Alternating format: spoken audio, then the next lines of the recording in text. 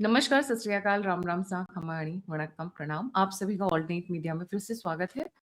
मैं आपकी होस्ट गायत्री देवी, हमारे साथ जुड़े हुए आर.एस. सिंह सर। और इस वक्त अभी जो 15 मिनट पहले एक ब्रेकिंग न्यूज़ आई है, जब हम ये रिकॉर्ड करने जा रहे हैं, ट्रंप ने कह दिया है अपनी मिलिट्री को शूट एनी स्मॉल बोट और and kill them, not only just shoot, kill all the Iranian small boats choking the straight of Hormuz. इस वक्त मैं बोलूंगी पूरी दुनिया में तहलका मचा हुआ है। एक तहलका भारत के अंदर भी मचा हुआ है, जो हम पिछले 48 घंटे से एक फीवर चालू हुआ है बंगाल को लेके। बट ये लगा कि भाई उधर भी आंखें नीचे नहीं रहना है, क्योंकि ईरान, इजराइल, यूएस के बीच में कुछ भी होता है उसका असर पूरे भारत पर पड़ता है through many many backward forward linkages. Sir, a very warm welcome on the show. Gayatri ji, आपके दर्शकों को मेरा नमस्कार। देखिए, दो चीजें हुई। अभी आपने कहा कि उसने शूट ऑर्डर दिया है, शूटेड साइट, कोई भी अगर ईरानियन वेसल वहां पे ऑपरेट कर रहा हो उसको नेवल वेसल। तो ये एक तरह से एक जो एक कॉन्फ्लिक्ट का एक ये इसको कैलिब्रेशन में एक नॉच, दो नॉच ये ऊपर चले गए इससे इस डिसीजंस। दूसरा क्या है कि and this based on the fact, आपने देखा कैसे डकैतों की तरह ये वो मास्क वास्क पहने हुए, they stop those vessels, British vessels and climbing, like pirates.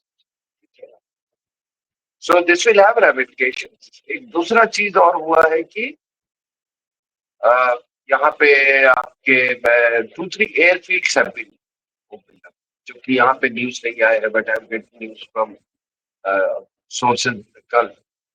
तो ईरान का, टर्की का एयर लिंक्स वगैरह कुछ रेस्टोर हुआ है। दिस कुडंट हैव हैपेंड जब तक कोई अरेंजमेंट नहीं हुआ हो, because the Americans and the Israelis, they are enjoying air supremacy. और उनका they have a very dense air defence. और आपके दर्शकों को ये भी बता दूं कि यहाँ जो आप पागलपन जो देख रहे थे ना अपने टेलीविजन चैनल्स पे, ये हो गया वो हो गया गल्फ कंट्रीज में, वहां के लोगों का कहना है कि जिंदगी बड़ी आराम से जैसे आम दिनों की तरह चल रही है। कोई ऐसा ये नहीं है। Almost 99.9% of their drones and missiles were utilized। जो आप एक्सप्लोजन्स देख रहे थे, वो जो है हवा में वो जो इंटरसेप्ट हो रहे थे, उसका जो डेब्रिस गिरता था उसके कारण हुआ है। अगर आपको इस पे यकीन नहीं है जो मैं कह रहा हूँ, तो मेरा अनुरोध है कि आप अपने जो आपके रिश्तेदार हैं, दोस्त हैं, अवश्य होंगे, उनसे भी थोड़ा फीडबैक ले लीजिए इसके बारे में। और ये भी है कि कुछ जो बीच में एक हाइटस आ गया था, थोड़ी रुकावटें पैदा हो गई थी, people were laid off, they are now again, उनको कह रहे हैं कि भैया आप वापस चले। इसलिए things are very normal as far as country. अब ये दो चीजें जो है, एक जो ये उसने डिसीजन लिया है कि shoot at side any level, और दूसरा ये जो ओपनिंग अप ऑफ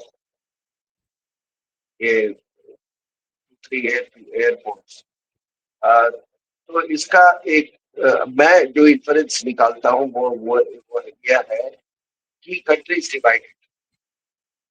आईआरजीसी जो है वो पकड़ के बैठा हुआ है, और बाकी जो कंट्री जो है उस तरफ जो नॉर्थ वेस्ट वगैरह में जहां से ऑपरेट करे, टर्की साइड में, प्रोबेबली दैट इज वहां पे बहुत डाइल्यूटेड कंट्रोल रह गया है IRGC. So their IRGC is hanging by one that leverage, called Hormuz. और मुझे बड़ी हैरानी हुई कि जब डिप्टी स्पीकर ऑफ पार्लियामेंट ने, मैंने पढ़ा उसने कोई ये वक्तव्य दिया है कि हफ्ता लेंगे हम, $2 मिलियन लेंगे, हमने ले भी लिया है। किससे लिया है, क्या लिया है, उसका कोई डिटेल नहीं है। कई तरह की खबरें हवा में उड़ रही हैं। और उनका जो स्विंग डॉक्टर्स है, वो ड्राइव पर है और स्विंग डॉक्टर्स की कमी नहीं। हमने वो 7 अक्टूबर 2023 अटैक के बाद भी देखा था कि स्विंग डॉक्टर्स का कितना बड़ा रोल था अमेरिका के अंदर। और आज भी मैं तो ये सारे अमेरिकन न्यूज पढ़ता हूँ, उनसे आपको कोई खबर नहीं, ना अच्छी कोई एनालिसिस मिलती है, ना कोई इन डेप्थ खबर मिलती है उनसे। आई एम गेटिंग, मैं जेरूसलम पोस्ट पे जाता हूँ या और कहीं से जाता हूँ, और कहीं है मेरे सोर्सेज जिससे मेरे को इनपुट्स मिलते हैं, but hardly from American sources. तो वहां पे स्पिन डॉक्टर्स बहुत है, ठीक है। अ, वही जैसे हमारे यहाँ लोग है ना, मोदी के दुश्मन होते होते होते देश के ही दुश्मन हो गए, वैसे ही अमेरिका में एक लॉबी है, बहुत बड़ी लॉबी है, जो कि ट्रम्प के को दुश्मन मानते मानते अमेरिका को ही एक तरह से वो दुश्मन की तरह उसको नुकसान पहुंचाने लगे। Anyway, but what I am saying is कि कुछ, अब मैं जो कह रहा हूँ ये फैक्ट्स देखिए। आप बताइए कि अरगाची जो इनका फॉरेन मिनिस्टर था, वो ट्वीट के बाद वो कहीं नजर आ रहा है? इज नॉट देयर,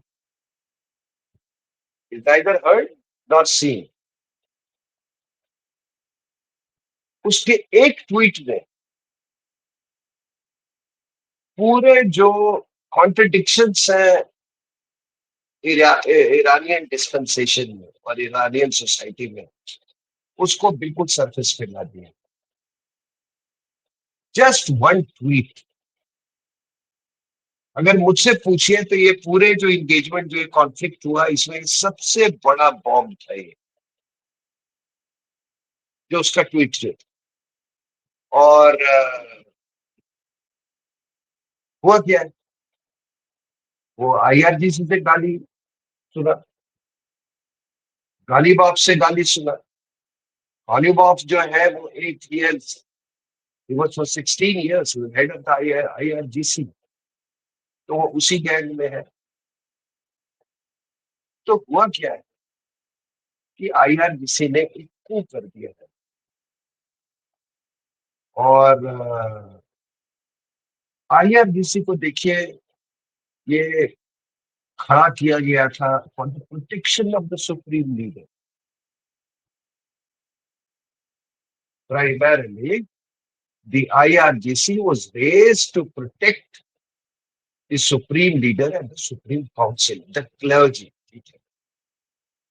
अब जब उन्होंने कंट्री को ही टेक ओवर कर लिया है, तो आप समझ जाइए कि जो फंडामेंटल्स इस रेजिम को, उसी को उन्होंने शैटर कर दिया बाय दिस टेक ओवर। अब ईरान जो था, वो जो रेजिम जो थी, वो केवल एक, Iran is not only a military power, it is theocratic state. वो एक साइकोलॉजिकल पावर भी है। और उनका मतलब थियोक्रेटिक स्टेट था, आइडियोलॉजिकल स्टेट था, साइकोलॉजिकल उसके डायमेंशन थे। और उनका यही था कि भैया हम देखो, हम बिल्कुल वो जिहादी हैं, we don't believe in surrender, हम झुकते नहीं हैं, और हम कभी पोजीशन ऑफ वीकनेस से नेगोशिएट हम नहीं करते। तो क्रांति के नाम पर उन्होंने सब कुछ एब्जॉर्ब किया, इतना एब्जॉर्ब किया कि आवाम जो है वो बिल्कुल गरीबी के कगार तक पहुंच गई, ठीक है ना। तो इसमें देखिए कि चाहे जितनी भी भुखमरी हो, चाहे सैंक्शंस हो, चाहे आइसोलेशन हो, सब कुछ एब्जॉर्ब किया इस आइडियोलॉजी और के तहत, विलायत फकीह, सब कुछ एब्जॉर्ब किया। तो अभी क्या हुआ है कि जब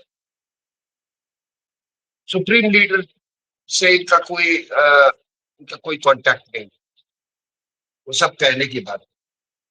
एक सुप्रीम लीडर जो कि अपनी शक्ल न दिखा सके, जो लोगों को कोई वीडियो मैसेज न दे सके, जो कि वर्स्ट क्राइसिस जो ईरान फेस कर रहा है उस समय वो is not in charge of things. तो आप समझ जाइए कि ये सब जो जरा एक फसाड क्रिएट किया जा रहा है, एक फसाड यहां भी चला कि खमनाई तो जिंदा है जी। वो मैंने भी सुना कि रशिया चला गया है। नहीं नहीं, खमनाई जिंदा है, खमनाई जिंदा है।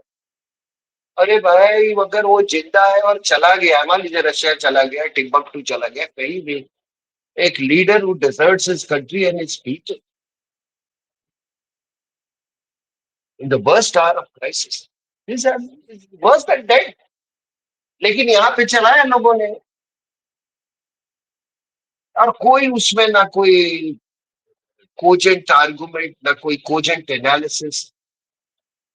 इनफैक्ट मैंने जब देखा एक टीवी का वो schedule, one of the TV channels, I wrong up the anchor कि अरे यार तुम ये क्या प्रोग्राम करने जा रहे हो, don't do it. This guy who is trying to tell you is making a fool of everybody. ठीक है। तो ये देखिए कि क्या है कि हाँ, ये रेजीम कभी भी, हाँ मैं कह रहा था कि ये तो बनी थी सुप्रीम कमांडर के रक्षा के लिए, और अब ये रक्षक ही भक्षक हो गया। Now people must understand that ये दिस आइडिया ऑफ रेजीम, ये रेजीम जो थी, it was not based on idea of prosperity. ये खुशहाली के लिए रेजीम नहीं आई थी ये, ठीक है ना। इस रेजीम का जो बुनियादी जो इसका एजेंडा था और इसका विजन था, वो था रेजिस्टेंस, क्रांति। ठीक है। तो अब हुआ क्या है कि एक एक अर्गाची का ट्वीट है, वो सारा का सारा जो है वो that it has finished that idea of the regime. और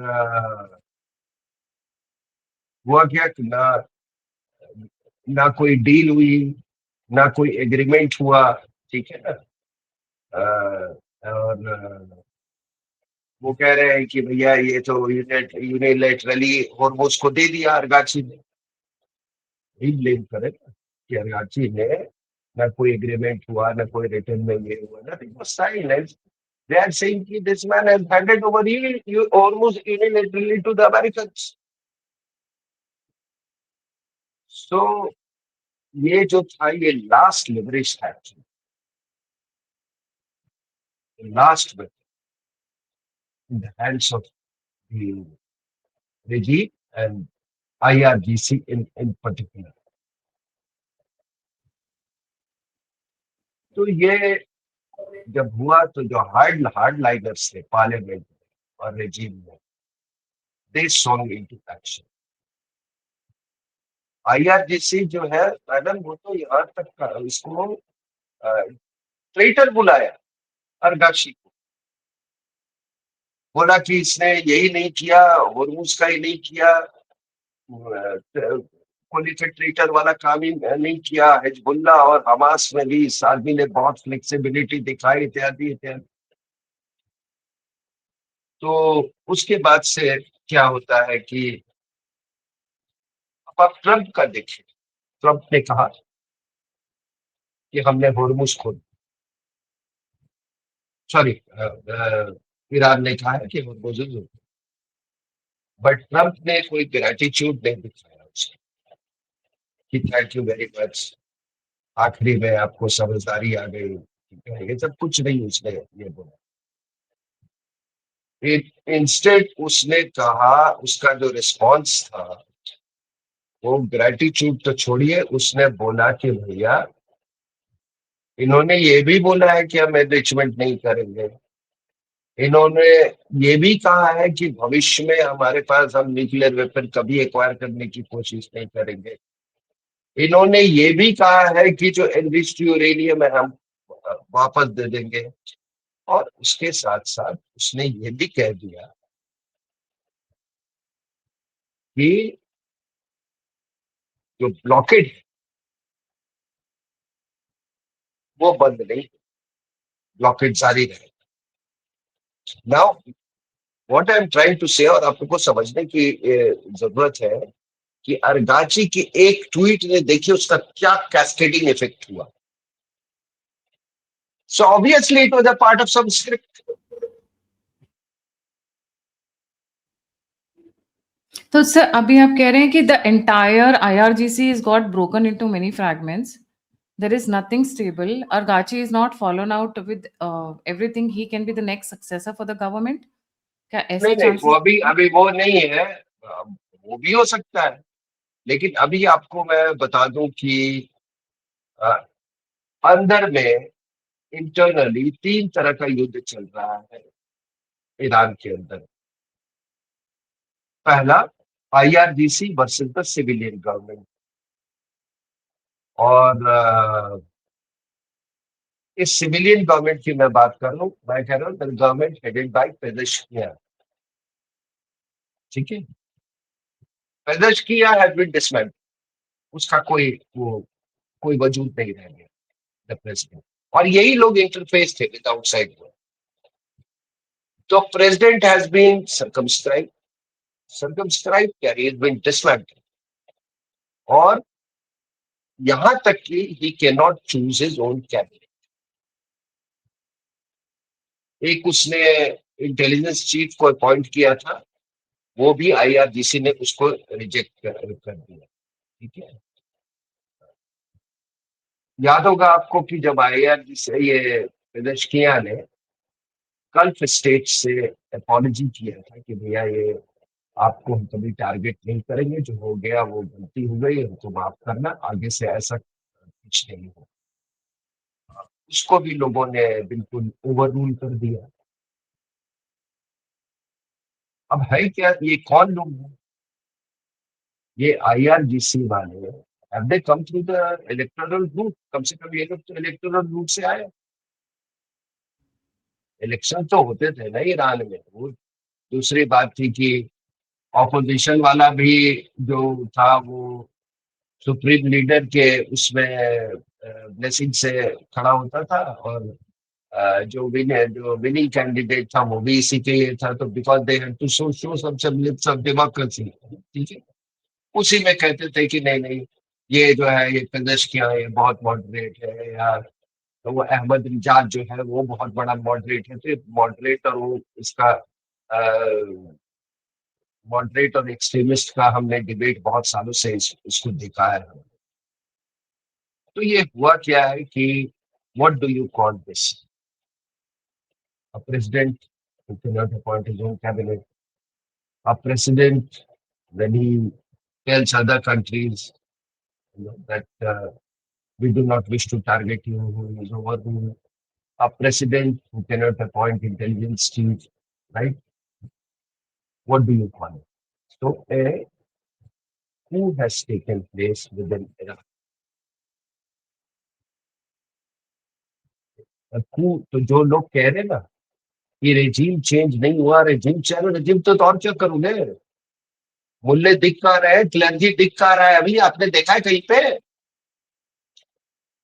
इतने दिन में आपने कोई क्लर्जी को देखा?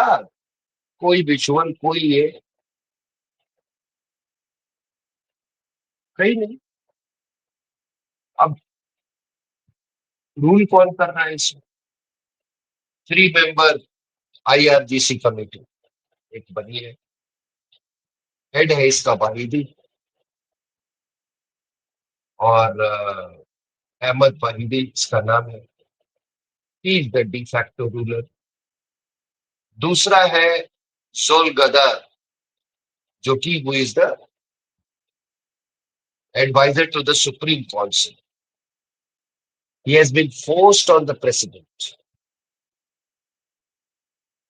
और तीसरा है मोशीन रजाई, जो कि was founding, he was involved in the founding of IRGC, and was there with that organization for 16 years.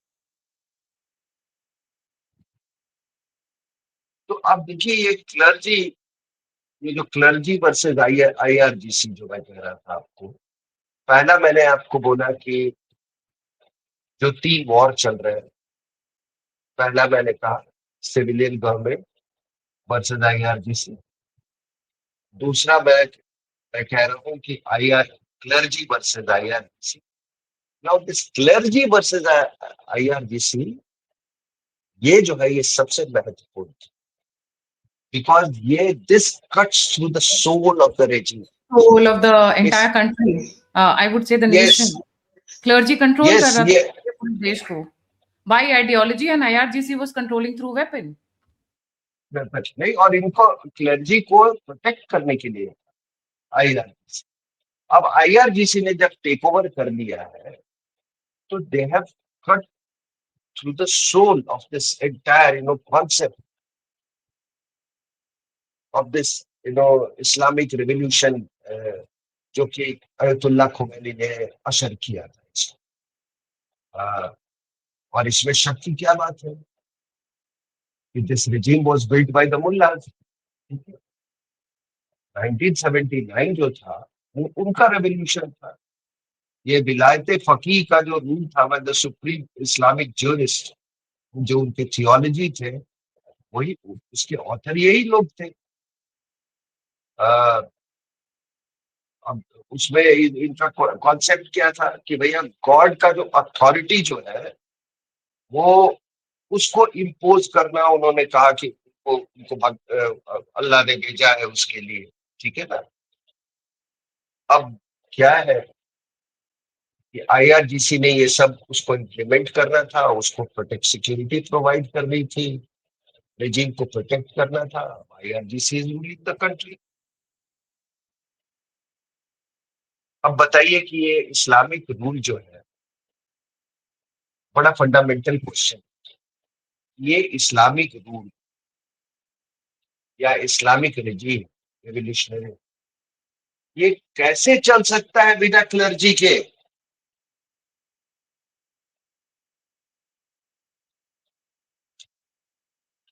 तो रेजिम तो खत्म हो गई ना.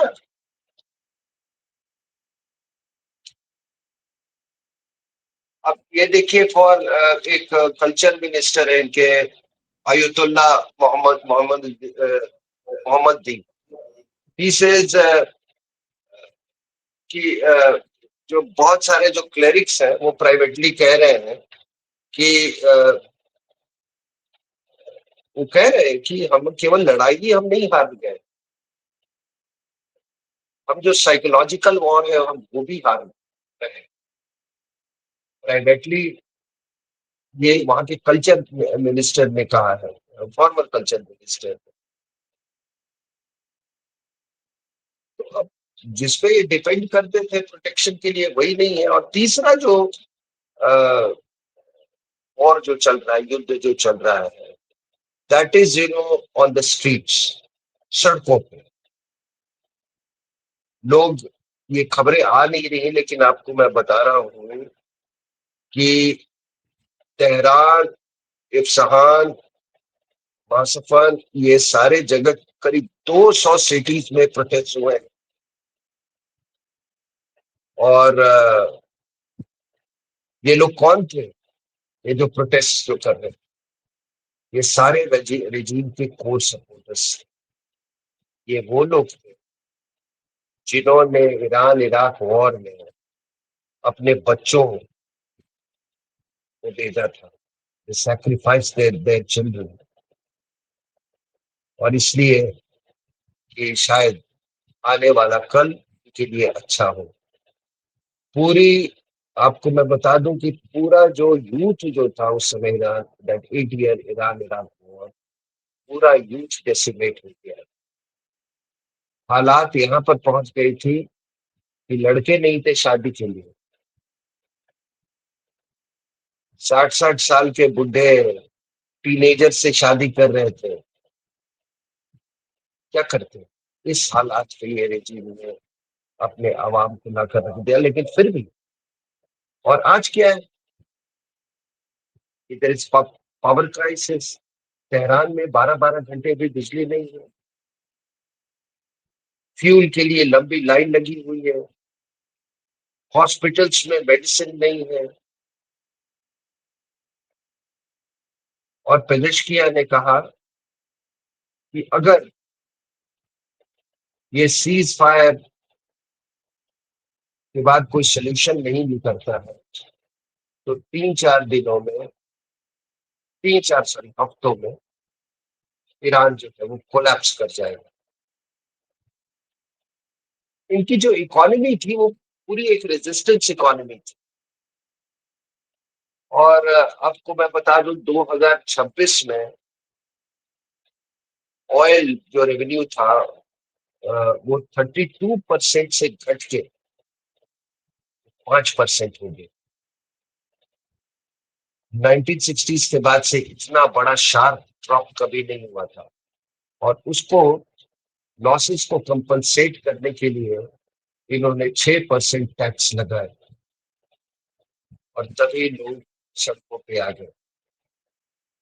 जो जनवरी 2026 में जो प्रोटेस्ट हुए थे ये केवल इलेक्ट्रिसिटी, फ्यूल और फूड के लिए नहीं था। अब इनको पता, ये ऊब गए थे इस रेजिम से, and they started demanding restoration of monarchy. अब है क्या कि मैं कहा था कि एक फंडामेंटल लेवल, बुनियादी तौर से ये रेजिम कमजोर नहीं हुआ है, ये इन्वर्टेड हो गया है। मोनार्की को हटाने के लिए रेजिम आई थी और पिछला जो जनवरी में प्रोटेस्ट हुआ उसमें लोग रेस्टोरेशन ऑफ मोनार्की का ही डिमांड कर रहे थे। और यही नहीं, आप समझ सकते हो कि कितने क्षुब्ध थे लोग, कितने दुखी हैं कि उन्होंने कहा कि ये शाह का जो रेजिम था वो कहीं ज्यादा अच्छा था और कहीं ज्यादा उस समय खुशहाली थी। मोनार्की के सपोर्ट में स्लोगन्स लगाए गए। और आपको तो मालूम है कि हजारों लोग मारे गए। मैं फिर से कह रहा हूँ कि हिंदुस्तान में कुछ चीजों को लोगों ने ज्यादा उसको डिस्कस नहीं किया और उनमें से एक था कि ये जितने शिप आए थे आप, 3 शिप जो कि हमारे यहाँ एक्सरसाइज के लिए, उसमें दो जो यहाँ, एक कोलंबो में और एक इंडिया में मिला, दीज 2 शिप्स एक्चुअली डिफेक्ट। 11 के 11 खिलाड़ी इनके विमेन्स फुटबॉल टीम की, they had gone to play Asian Football Championship और उन्होंने before the match they were all lined up as part of the ceremony, and not one of them opened their mouth when the national anthem was on. What else do you want? और आपको क्या चाहिए? तो ये देखिए, मैंने कहा कि अभी मुज्तबा साहब, जो मैंने पहले कहा कि ना इनका कोई इमेज है, ना कोई पब्लिक अपीयरेंस है, ठीक है? बस एक रिटर्न स्टेटमेंट आता है, पता नहीं वो भी कोई दूसरा पढ़ता है।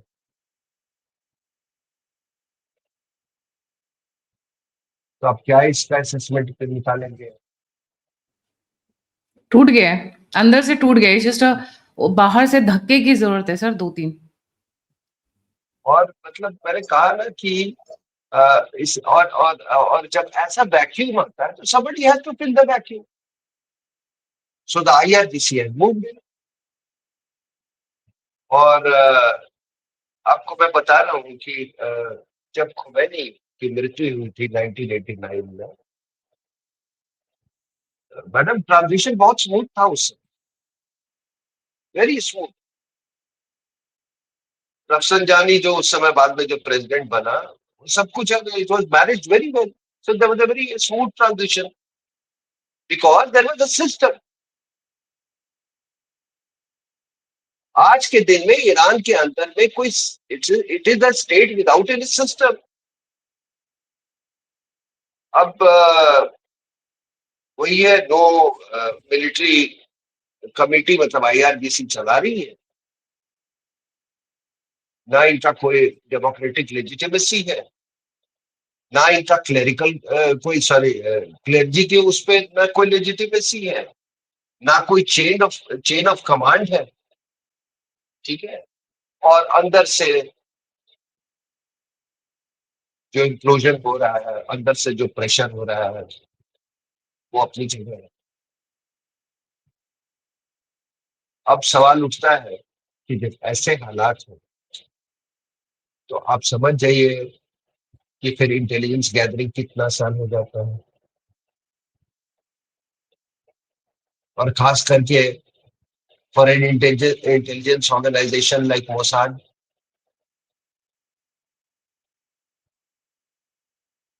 So information must be flowing through a thick pipeline. ऐसी कोई चीज नहीं है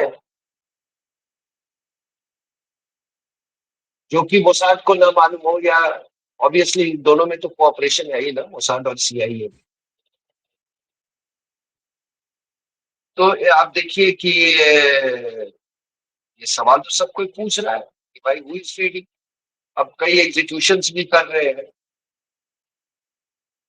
तो इनका ऑपरेशनल कैपेसिटी जो है वो कोलैप्स किया है बिना कोई स्ट्राइक के, बिना, ठीक है, बिना, without a single additional strike, this has all happened. एक, again I am coming back, एक अरबाजी के एक ट्वीट्स, पहले क्या होता था कि कहीं भी बाहर से हमला होता था या कोई इंटरनल कोई हुआ तो आईआरजीसी जो है उसको, regime on behalf of the regime, it used to absorb। लेकिन जब एक ऑर्गेनाइजेशन जो कि सुप्रीम लीडर को, जिसको प्रोटेक्ट करना था, उसी को क्वेश्चन करने लगे, तो अब क्या कहें,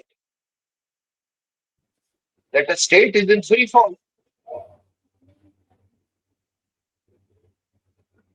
किससे बात करनी है? मुझे उस दिन जब ये हुआ, हमारे हमारे शिप्स पे जब इन्होंने फायर किया, तो मैंने यही पहले सवाल किया, ठीक है आपने उनके उसको बुला लिया, उनके एम्बेसडर को, प्रोटेस्ट लॉन्च किया और ये किया, but whom is the Iranian ambassador in India reporting to?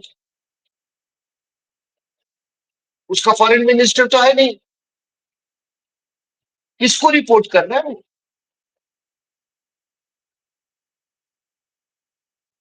अब किससे बात करनी है? ये केवल हमारे ही साथ ये समस्या नहीं है, रशियंस को भी नहीं मालूम है किससे बात करनी है, चाइनीज को भी नहीं मालूम है किससे बात करनी है, अमेरिकन को भी नहीं मालूम है किससे बात करनी है, कि जो बंदा who is sitting across the table on behalf of Iran, and does he have any authority or not, उसको भी नहीं मालूम है। तो ये देखिए क्या है मैडम, आपके दर्शकों को एक चीज मैं बता दूं कि जब सोवियत यूनियन गिरा था ना, why did Soviet Union collapse? Because the rulers themselves stopped believing in the system. Soviet union के पास बहुत पावर था, military power, it was the space power, it was a nuclear power, it was a massive navy, सब कुछ था, collapse कर गया। Why? Because people who ran the system, they themselves got fed up of the system. Gorbachev Gorbachev ने नहीं destroy किया था USSR, USSR को डिस्ट्रॉय किया था वो जो हजारों जो पार्टी ऑफिशियल्स थे, उन्होंने डिस्ट्रॉय किया था because they had lost all hope and faith in the system. Assad, क्यों, how did Assad fall? He had tenaciously he had held to his position for so many years. Assad, Syria. वो इसलिए ये किया क्योंकि he fell because his generals refused to defend. तो सारे के सारे शाह ऑफ ईरान, मैं आपको बता रहा हूँ, एक जमाना था कि ईरान जो था उस समय वो सबसे पावरफुल कंट्री था, powerful, wealthy, influential, but it collapsed. It collapsed, but it was, अगर एक्सटर्नल उससे आप देखें तो it was a formidable power. Iran collapse कर गया बिकॉज जब वहां पे हंगामा हुआ तो उनके ही जो अपना सिक्योरिटी एपरेटस है लोगों पर गोली चलाने से मना कर दिया.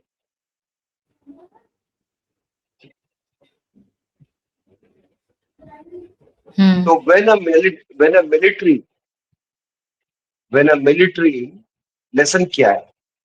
When a military refuses to protect the regime, the regime collapses,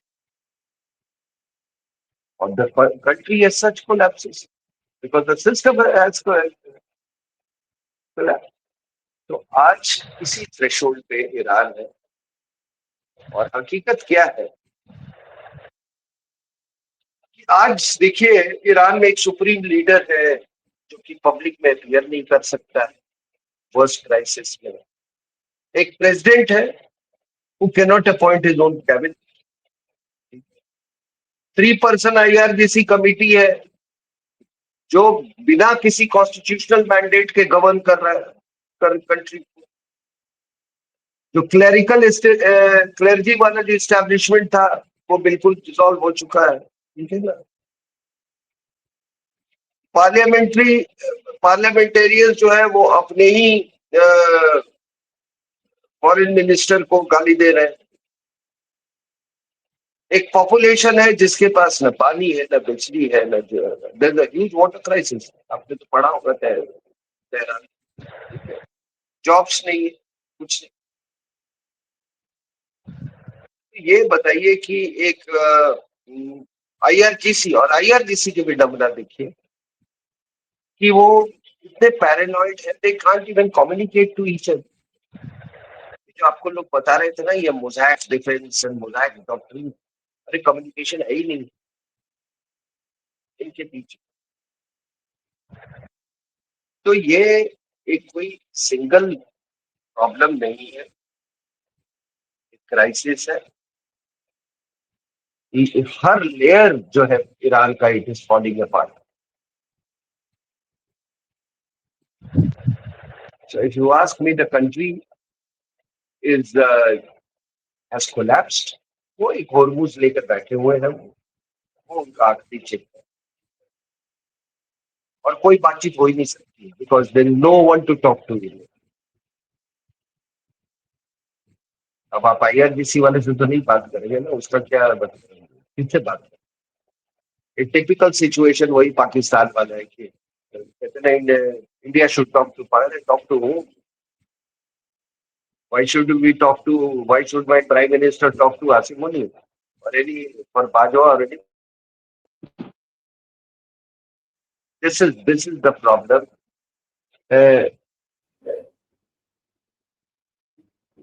Collapse कर गया, country has collapsed. अब ये चल रहा है थोड़ा सा ये अब इनको मैं अभी इनका जो एक्चुअली जो इनका स्टेचर है ना ये कंट्री का, वो सोमालिया से कोई ज्यादा नहीं. और ये IRGC कोई सोमालियन पायरेट से ज्यादा इनका कोई उससे ज्यादा बढ़ के तो देखना भी नहीं चाहिए। No better. ठीक है, जी मैं सर। अपनी बात यही समाप्त करता हूँ। जी, ट्रम्प का सर एक लेटर आया है जिसको लेके भारत में बहुत कवायद मची है। Would you like to comment on that? नहीं, मैंने देखा वो क्या हेल होल के बारे में ना। ही इज मैं कॉल्ड देखो इतना ही कह हेल होल। तो हेल होल मैं हिंदुस्तानियों से हमेशा कहता रहा हूँ, अपने हिंदुस्तानी भाइयों से, भाई बहन से, कि भैया ये क्या है, को अमेरिका जाना है जी, अमेरिका जाना है जी। आधे ब्यूरोक्रेट जो मेरे फ्रेंड्स हैं, आधे जो आर्मी के ऑफिसर्स हैं, सीनियर ऑफिसर्स, मैं सबका देखता हूँ, मेरा बेटा US में है, मेरी बेटी US में है, और ऐसे एक ऐसे लोग भी है। एक दो तरह के लोग हैं हमारे यहाँ से।